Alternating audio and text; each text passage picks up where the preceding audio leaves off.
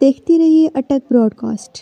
सदर city trade union अटक हाजी मंगल मान साहब से मुखातब हूँ। मेरे साथ सरपरस्त हिमंत आजान डॉक्टर ईमान साहब हैं, डिस्ट्रिक्ट सदर करियाना एसोसिएशन काशिफ लियाज साहब हैं। आज हमारे ऑफिस में मीटिंग हुई थी।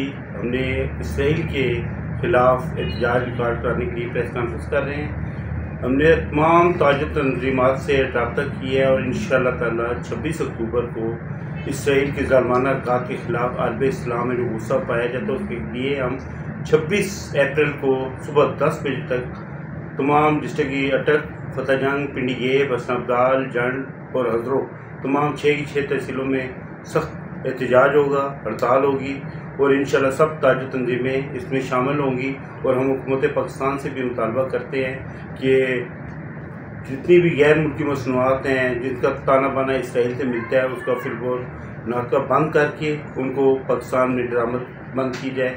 और इंशाअल्लाह ताला हम गज़ा के और फ़लस्तीन के भाइयों के साथ इंशाअल्लाह शाना बशाना खड़े हैं और इंशाअल्लाह उनका किसी बात में भी हम उनको पूरा पाकिस्तान आलम इस्लाम को सपोर्ट करेंगे इंशाअल्लाह।